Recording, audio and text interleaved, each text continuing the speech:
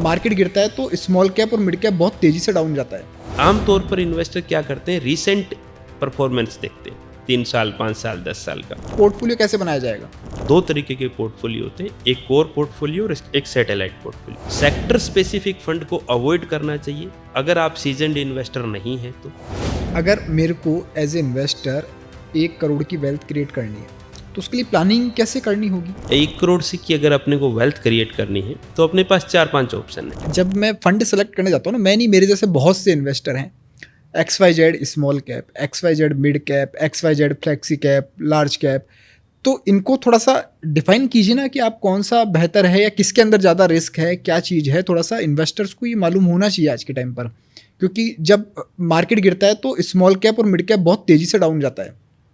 तो इसको थोड़ा सा अगर आप डिफाइन करें। देखिए, सेबी का क्लासिफिकेशन है कि top first 100 companies market capitalization के हिसाब से, फर्स्ट 100 कंपनी जो स्टॉक एक्सचेंज में, that is known as large cap. अब मार्केट कैपिटलाइजेशन क्या होता है, मान लीजिए आपके 100 शेयर हैं और 100 रुपये का शेयर है तो 10,000 रुपये मार्केट कैपिटलाइजेशन हो गया, तो ये लार्ज कैप हुआ।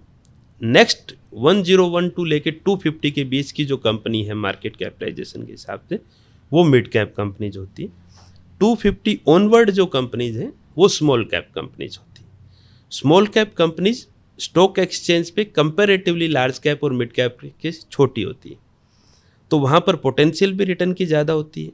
आमतौर पर इन्वेस्टर क्या करते हैं, रीसेंट परफॉर्मेंस देखते हैं, 3 साल 5 साल 10 साल का, और उसमें बिना सोचे समझे उस गाड़ी में बैठ जाते हैं स्मॉल कैप। ऐसा नहीं करना चाहिए। बहुत सारे इन्वेस्टर एक और गलती ये करते हैं कि पूरा का पूरा पैसा ही स्मॉल कैप में डाल देते हैं। आपको पोर्टफोलियो कंस्ट्रक्शन करने की ज़रूरत है। तो यही मैं आना चाह रहा था इसके ऊपर कि फिर ये आपने बताया रिस्क उधर ज़्यादा है, उधर रिटर्न कम है। अब भाई लार्ज में जाएगा तो रिटर्न कम है क्योंकि वो ऑलरेडी टॉप कंपनी है, और स्मॉल में जाएगा तो रिस्क ज़्यादा है। फिर गाड़ी किस में बैठना है, या फिर एक तरह से हम कहें कि फिर पोर्टफोलियो कैसे बनाया जाएगा? देखिए, पोर्टफोलियो कंस्ट्रक्शन करते टाइम क्या है, 2 तरीके के पोर्टफोलियो होते हैं, एक कोर पोर्टफोलियो और एक सैटेलाइट पोर्टफोलियो। कोर पोर्टफोलियो मतलब मेन पोर्टफोलियो, यानी आपकी थाली में 80% तो दाल चावल होना चाहिए, दैट इज कोर पोर्टफोलियो। 20% में बिरयानी है, नूडल्स है, यानी सैटेलाइट पोर्टफोलियो, राइट। मान लीजिए आज आपका 10 लाख रुपए का एक पोर्टफोलियो है, तो 8 लाख रुपए आप वेल इस्टेब्लिश्ड फंड के अंदर कीजिए, जहां पर आप अपने टाइम होराइजन के हिसाब से चूज कीजिए। सेक्टर स्पेसिफिक फंड को अवॉइड करना चाहिए अगर आप सीजनड इन्वेस्टर नहीं हैं तो। अगर लॉन्ग टर्म है तो सेक्टर में नहीं जाना है। सेक्टर में नहीं जाना चाहिए। सेक्टर में जैसे कोई भी पर्टिकुलर सेक्टर, थीमेटिक फंड, इनको अवॉइड करना चाहिए क्योंकि इनमें रिस्क रिवॉर्ड रेशियो सबसे ज़्यादा होता है। एग्जिट का टाइमिंग करना बहुत इंपॉर्टेंट होता है। तो अगर आप सीजनड इन्वेस्टर हैं, अभी अभी आपने शुरू किया है और आपको ज़्यादा मगजमारी नहीं चाहिए, तो आपको इनको एलिमिनेट करना चाहिए, आपको नहीं जाना चाहिए। आपको वेल डाइवर्सिफाइड इक्विटी फंड, अलग अलग, जैसे एक ग्रोथ मोमेंटम स्टाइल होता है, एक वैल्यू स्टाइल होता है, इनके अंदर कॉन्ट्रेरी रखनी चाहिए। देखिए, आपको मैं क्रिकेट की भाषा में बताता हूँ।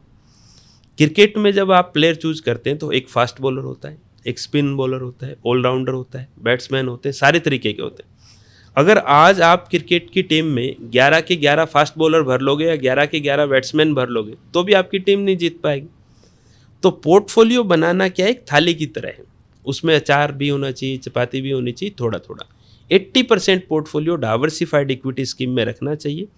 आप अपनी रिस्क एपेटाइट के हिसाब से 10%, 20% स्मॉल कैप, मिड कैप, जो आपको ठीक लगे, बट आप अपने रिस्क प्रोफाइल, आपके फाइनेंशियल गोल, बच्चे की एजुकेशन, बच्चे की मैरिज, आपका रिटायरमेंट, घर बनाना, वर्ल्ड टूर, इनको ध्यान में रख के, और आपको किसी भी ऑनलाइन टिप्स पे, किसी भी एडवाइस पे, क्योंकि जितनी भी ऑनलाइन टिप्स आती है उनका नहीं मालूम कि वो स्पॉन्सर्ड है, प्रमोटेड है, या फिर ऐसा भी हो सकता है कि वो जनरल है, वो आपके लिए कस्टमाइज नहीं होगी, क्योंकि वहाँ पर 17 साल के बच्चे की और 70 साल के बुजुर्ग की एक ही डाइट है, और ज़्यादातर स्पॉन्सर ही होता है। हाँ, तो आप क्या करें, आप अपने ड्यू डिलिजेंस करें अपने एंड पे।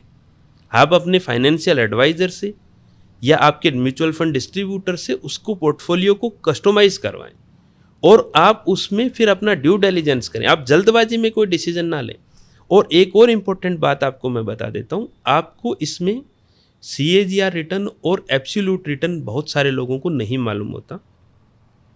तो कोई भी फिक्स इनकम प्रोडक्ट है, चाहे वो PPF है, LIC है, जनरली मतलब फिक्स इनकम जिनको माना जाता है, तो उनमें अगर 6-7%, 8% की रेंज से ऊपर कोई रिटर्न आ रहा है, 6 से 8% की रेंज में, तो आपके लिए वो एक रेड फ्लैग है। कैसे? आपको पहचानना चाहिए कि हो सकता है इसमें रिस्क हो। अगर कोई आपको फिक्स इनकम में बोल रहा है कि 10% का रिटर्न है, 15% का रिटर्न है, गारंटेड है, 20% का रिटर्न है, तो वो निश्चित तौर पर आपको मोस्ट प्रोबेबली आपको मिस सेलिंग ही मिलेगी।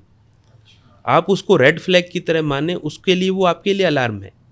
CAGR रिटर्न, आपको जब भी कोई आदमी आपको कोई प्लान समझा रहा हो और बहुत इंप्रेसिव डेटा आपके सामने प्रेजेंट कर रहा हो, तो आप उससे एक ही सवाल पूछें कि इसका CAGR रिटर्न कितना आएगा, कंपाउंड एनुअल ग्रोथ रेट। ये बहुत इंपॉर्टेंट है, क्योंकि ये सबसे बड़ी इन्वेस्टर, कोई बड़े से बड़ा इन्वेस्टर और छोटे से छोटा इन्वेस्टर, अगर ये 3-4 बातें इंपॉर्टेंट वापस रिपीट कर देता हूँ, फाइनेंशियल गोल ध्यान में रखें, रिस्क एपेटाइट रखें, और जो भी आपके सामने प्लान प्रेजेंट किया जा रहा है उसमें एक CAGR रिटर्न आप ज़रूर पूछ लें कि CAGR रिटर्न क्या है, कितने % का CAGR रिटर्न है। एब्सोल्यूट रिटर्न की बात नहीं कर रहा हूँ, दोनों में टेक्निकल वर्ड है, दोनों में एक फ़र्क बता देता हूँ।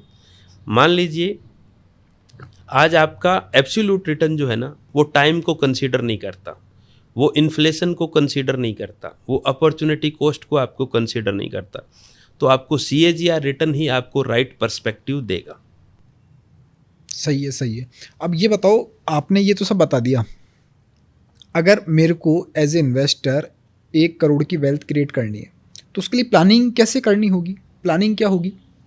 तो राहुल जी, क्या है कि 1 करोड़ की SIP, 1 करोड़ से की अगर अपने को वेल्थ क्रिएट करनी है, तो अपने पास 4-5 ऑप्शन है कि किस तरीके से वेल्थ क्रिएट की जा सकती है।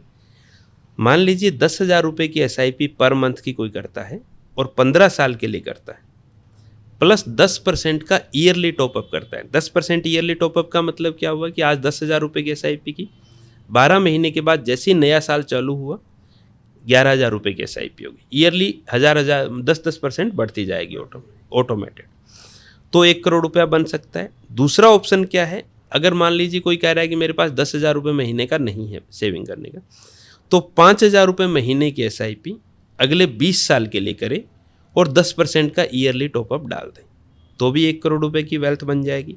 और ये मैं 15% के रिटर्न की बात कर रहा हूँ। तीसरा, 2,000 रुपये महीने की SIP अगले 25 साल के लिए करें।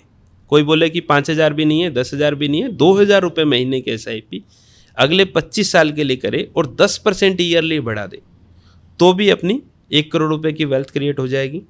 या फिर कोई कहे कि मुझे ईयरली टॉपअप नहीं डालना, तो 15,000 रुपये महीने की SIP 15 साल और 15% का रिटर्न आता है, तो 1 करोड़ रुपये की वेल्थ बन जाती है। मतलब 15-15-15 का रूल हाँ जी, ईजी है। बिल्कुल। अच्छा, तो अब ये जैसे ये इन्वेस्टमेंट तो हो गया अपना, लेकिन अब ये आपने बताया ना, बचत 10,000 करे, कोई 15,000 करे, कोई 25,000 करे। अब समस्या क्या आती है कि यहाँ पर 10 तरह के लोन चल रहे होते हैं ना, फलाना फलाना। आजकल की जो जनरेशन है, हाँ, आईफोन भी रखना है उनको, अच्छी वॉच भी पहननी है, और थोड़ा सा घर भी शानदार चाहिए, गाड़ी भी चाहिए। तो ये सब कुछ आजकल क्या लोन ने बहुत आसान कर दिया है। कोई भी लोन लेता बहुत ईजी हो जाता है। होम लोन सबसे बड़ा लोन माना जाता है और लॉन्ग टर्म तक चलता है, मैं मानता हूँ।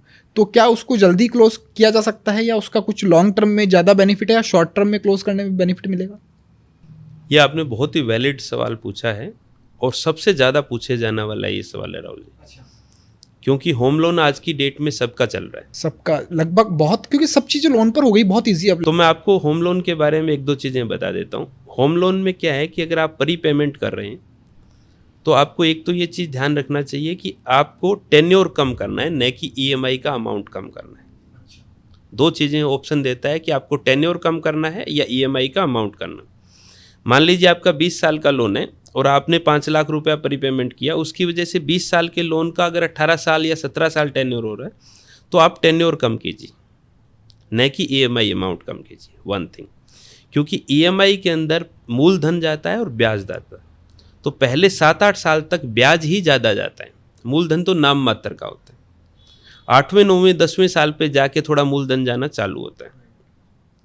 तो आप ऐसा कीजिए कि मूलधन और टेन्योर रहे, इसके लिए आपको टेन्योर कम करना है। दूसरी बात, आप टेन्योर को 10 साल के अंदर अंदर ले आइए।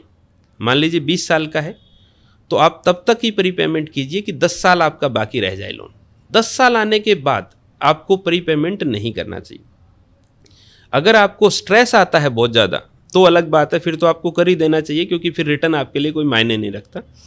अदरवाइज घर खरीदना आपके लिए एक फाइनेंशियल गोल था, बच्चे की एजुकेशन, बच्चे की मैरिज, उसमें भी कंपाउंडिंग होने के लिए टाइम चाहिए, तो 10 साल के अंदर आने के बाद लोन का प्रीपेमेंट नहीं करना चाहिए।